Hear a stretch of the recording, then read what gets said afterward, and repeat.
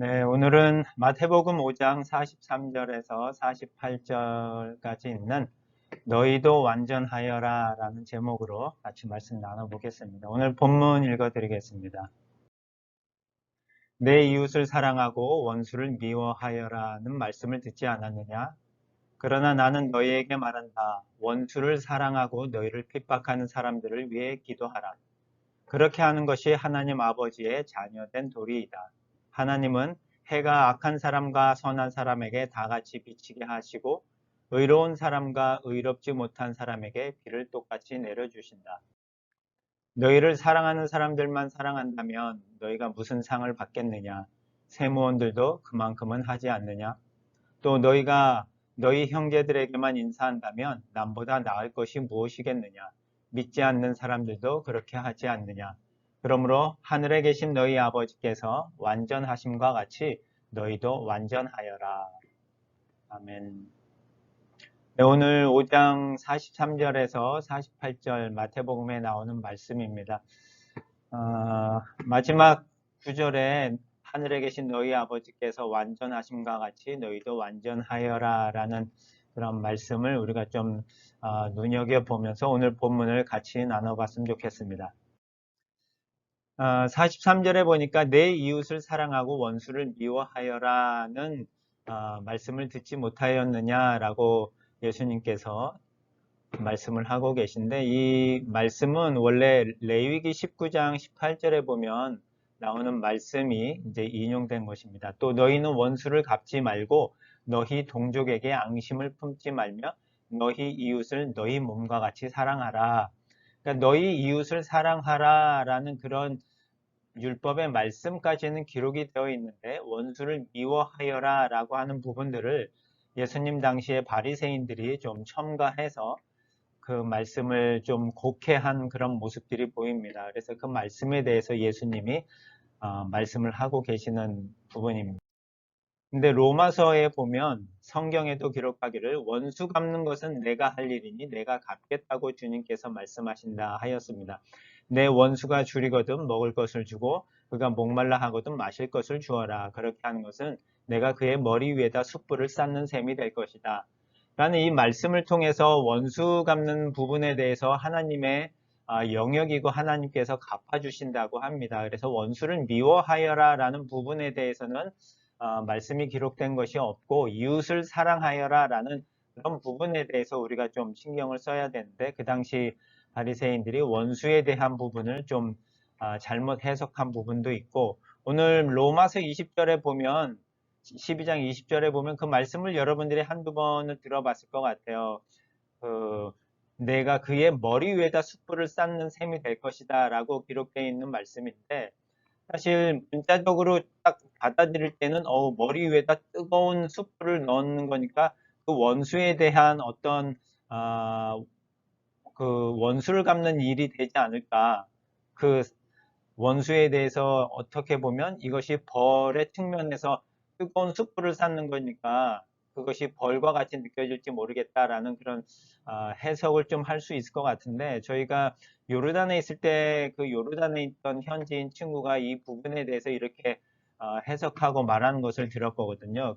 그 당시 중동, 뭐 지금도 마찬가지지만 중동 지역은 좀 워낙 더운 지역이라 겨울에 특별히 난방이 발달돼 있지 않은 지역입니다. 우리나라 같이 뭐 온돌이나 난방이 많이 없어서 겨울이 그렇게 춥지는 않지만 상대적으로 피부적으로 느끼는 추위는 엄청나게 춥거든요. 그래서 보통 우리가 생각하는 화롯불 같은 것들을 많이 가지고 있었는데, 그 당시에도 그래서 숯불을 그 화로에다 놓고서는 그것을 이제 쬐가면서 겨울의 추위를 이겨내는 그런 방식이었는데, 어떻게 하다가 그 숯불에 있는 숯을 불이 꺼지게 만들면 어쩔 수 없이 이웃집에 가서 그 숯불을 얻어와야 되는 그런 상황입니다. 그래서 그 화로를 갖고 이웃집을 돌아다니면서 숯불을 한 개씩 얻어오는 그런 모습을 기록을 하고 있는 건데, 이것이 어떤 의미냐면 부끄러움을 준다라는 그런 의미이거든요.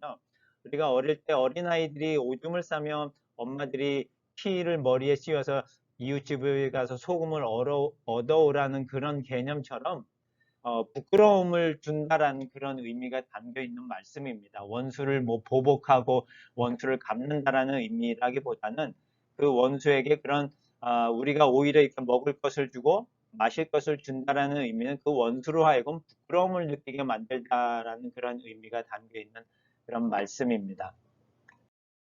그런데 예수님께서는 원수에 대한 부분을 어떻게 해석하시냐면 원수를 사랑하고 너희를 핍박하는 사람들을 위해 기도하라라고 말씀을 하고 계십니다. 그리고 그렇게 하는 것이 하나님 아버지의 자녀된 도리이다라고 말씀을 하고 계십니다. 그래서 로마서 8장 7절에 원수에 대해서 좀 직간접적으로 누구인지를 정체성을 보여주는데 육적인 사람은 하나님의 법에 복종하지도 않고 또 복종할 수도 없기 때문에 하나님과 원수가 되고 맙니다 라고 하면서 하나님의 바라보시기에 원수가 누구인가 라는 그런 부분을 보여주고 있는데 육적인 사람이고 하나님의 법에 복종하지 않는 사람이 바로 원수라고 하는 것입니다.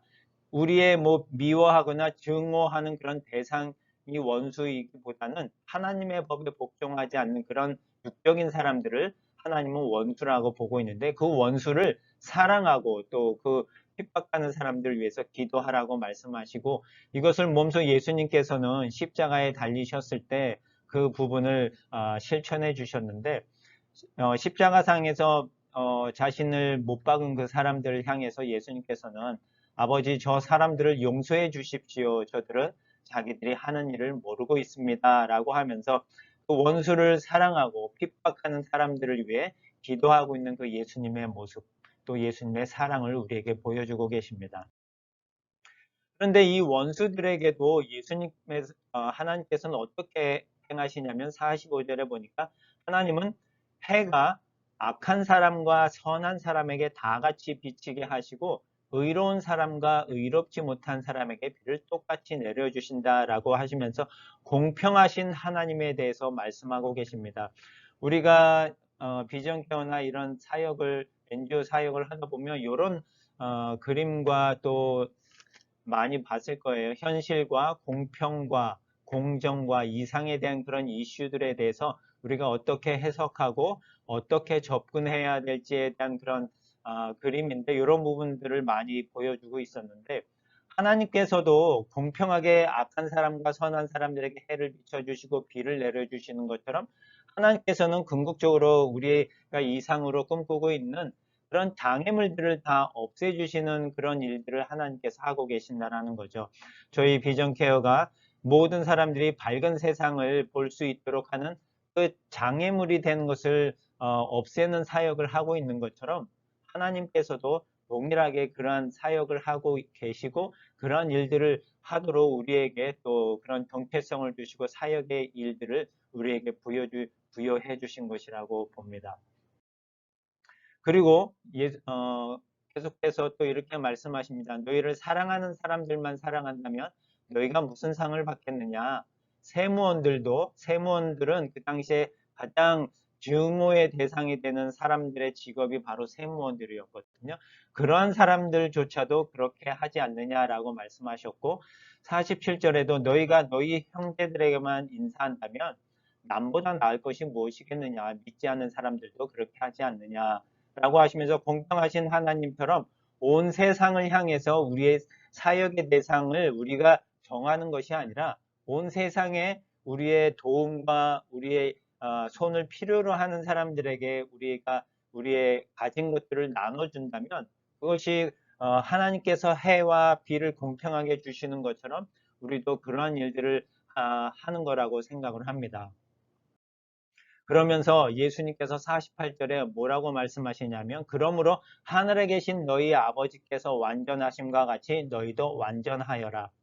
공평하신 하나님이 그렇게 동일하게 해와 비를 나눠주시고 모든 사람들을 향하여 자비와 도움을 베풀고 계신 그 하나님이 완전하신 것처럼 너희도 동일하게 그러한 일들을 행하여라 라고 하면서 우리가 하고 있는 그런 비전 케어 사역들이 어떻게 어떤 방향으로 나아갈지에 대한 그런 부분들을 말씀해 주시는 것이고 여기서 하나님 같이 너희도 완전하여라 라고 하는 이런 부분들은 우리가 지금 예수님께서 율법에 대해서 말씀하시고 의에 대해서 하나님의 나라에 대해서 말씀하시면서 우리가 율법을 완전히 지켜서 완전한 그런 상태에 이르러라 라고 하는 그런 말씀이나 도전이 아니라 우리가 이 말씀을 도대체 완전하여진다라는 것이 어떤 의미일까라는 부분들을 우리가 좀 생각해 봐야 할 것 같습니다. 여러분, 뭐, 사람들 중에는 개인적인 성향의 완벽주의 사람들이 있어서 모든 일을 완벽하게 해야 되는 그런 사람들도 있지만, 하나님께서 원하시는 그 완전함이라고 하는 부분에 있어서는 사실 우리가 하나님 같이 완전한 상태에 대해서 하나님이 될 수 있는 그런 상황들은 아닌 거거든요. 그래서 예수님께서 우리에게 말씀하시는 이 완전하여라 라고 하는 부분은 우리가 어떻게 해석하여야 될지 말씀을 통해서 한번 봤으면 좋겠습니다. 에베소서 4장 11절과 14절에 보면 이렇게 말씀이 기록되어져 있습니다. 그분이 어떤 사람은 사도로, 또 어떤 사람은 예언자로, 어떤 사람은 전도자로, 어떤 사람은 목회자와 교사로 삼으셨습니다. 우리에게 여러 가지 다양한 은사를 주셨다라는 그런 말씀입니다. 그리고 12절에 보면 그것은 그렇게 은사를 주신 것은 하나님의 백성을 준비시켜서 섬기는 일을 하게 하여 그리스도의 몸을 굳건히 서게 하려는 것입니다.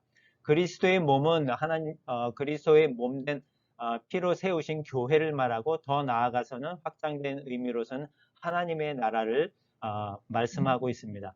그래서 마침내 우리 모두가 하나님의 아들에 대한 믿음과 지식에 있어서 하나가 되어 성숙한 인간으로서 그리스도의 완전하심에 이르게 될 것입니다. 라는 이 부분이 우리가 완전하게 된다라는 그런 의미입니다.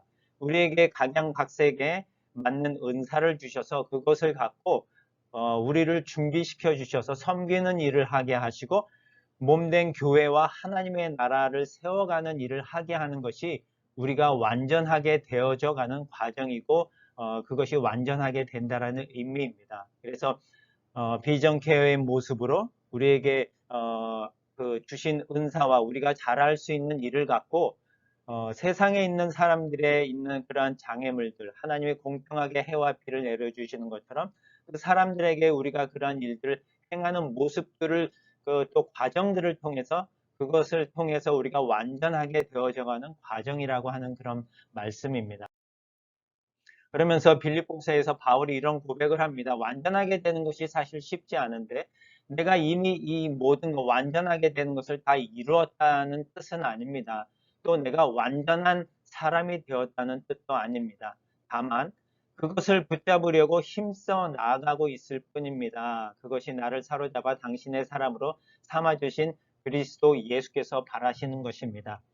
예수님께서 우리에게 하나님같이 완전하여라 라고 말씀하셨는데 그 부분에 대해서 바울은 내가 완전한 사람이 되었다라는 뜻은 아니지만 그 과정 중에 있습니다. 붙잡으려고 힘써 나아가고 있을 뿐입니다. 라고 하면서 우리의 모습도 그것을 향하여 과정 가운데 힘써 나아가고 있는 그런 날마다의 모습이 우리 가운데 있어져야 된다라는 부분입니다. 그래서 이 바울의 고백처럼 그러한 것이 예수님께서 우리에게 바라시는 모습입니다. 우리에게 주신 그런 은사를 갖고 우리에게 또 주신 그 은사를 갖고 하나님의 나라를 또 몸된 교회를 세워가기 위해서 우리가 열심히 노력하고 한 발 한 발 그것을 나아간다면 그 과정이 바로 완전하게 되어져가는 과정이고 그것이 바로 예수님께서 바라시는 모습이라는 것입니다. 그래서 이 과정 가운데 우리가 지금 살아가고 있는데 지금 힘들고 어려운 부분들이 당연히 있겠지만 그것이 힘써 나가고 있는 우리의 과정 가운데 하나인 것을 알고 또 우리 앞에 놓여 있는 장애물뿐만이 아니라 또 더 어렵고 힘든 사람들 앞에 놓여져 있는 장애물들을 우리가 없애는 일들을 하기 위해서 나아간다면 그것이 바로 하나님이 기뻐하시고 하나님이 바라는 일이 아닐까 생각합니다. 그러한 일들을 향해서 우리가 부르심을 받았고 그러한 일을 하고 있다라는 그러한 자부심을 갖고 우리가 날마다 열심히 행해 나아간다면 그것이 올 한 해 우리가 살아가는 기쁨이 되고 힘이 되고 원동력이 될 것입니다. 그러한 마음을 갖고 오늘 하루도 열심히 또 수고하고 힘써 나아가는 저와 여러분이 되었으면 좋겠습니다. 감사합니다. 기도하겠습니다.